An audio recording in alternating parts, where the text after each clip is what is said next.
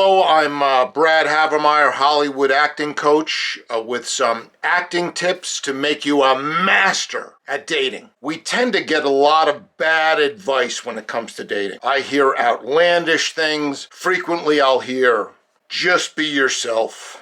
Can you imagine that? Just being yourself.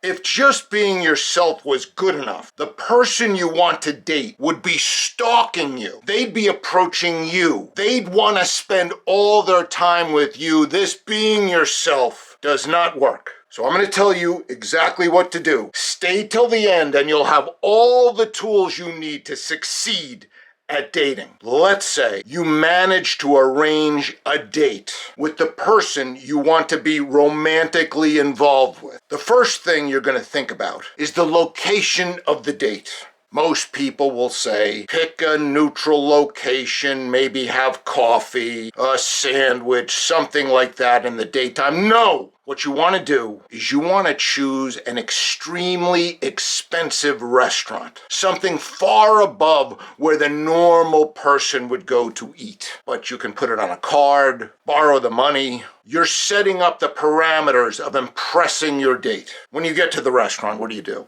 As you walk in, you act as if this is normal for you. Wherever you're going, you need to act fancy, like la-dee-da.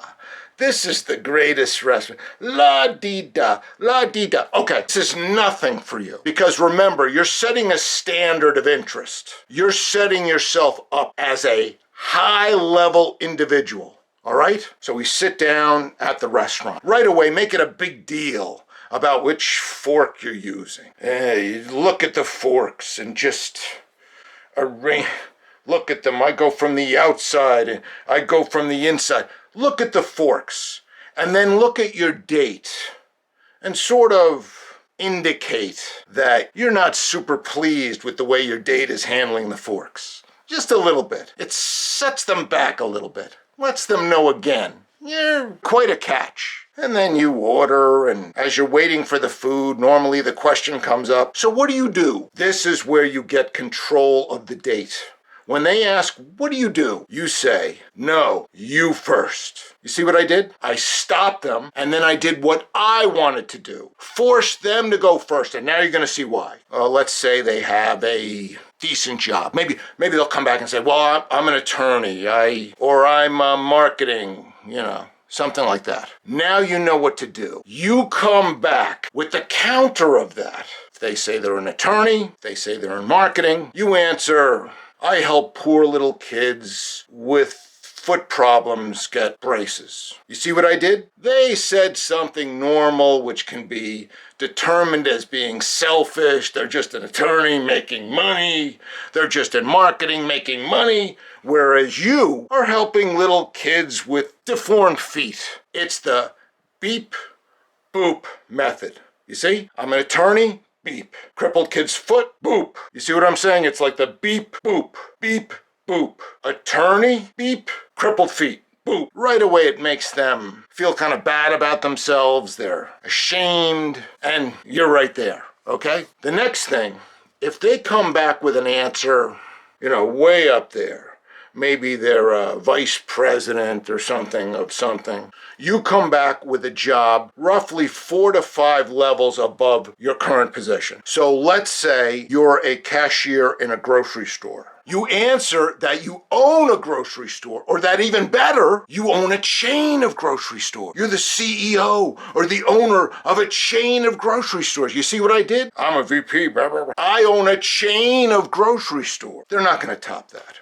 Or let's say you're a janitor and you clean restrooms in an office building for a living. Again, 4 to 5 levels. Come back with, I have a company that manufactures toilets. I own a company. Or I invented a new urinal cake and we manufacture urinal cakes. You see what I'm doing? You're the owner. You make urinal cakes. They don't want to date a janitor, but they'll want to have a relationship with someone who makes urinal cakes. The manufacturer of urinal cakes, okay? Versus janitor.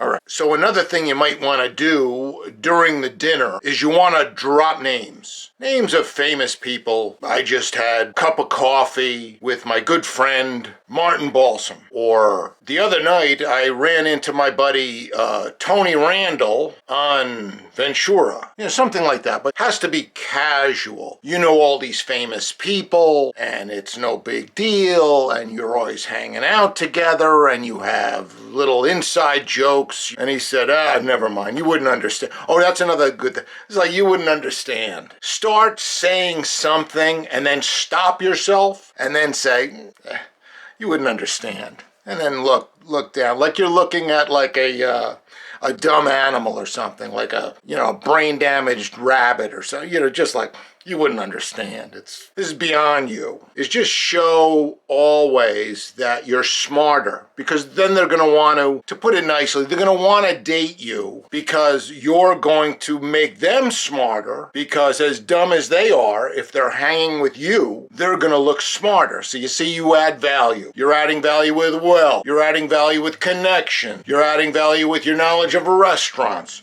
You're adding value with your high level of achievement. You see what I'm saying? So anyway, these are the tips to kill it in the dating world. We'll see you soon. Bye-bye.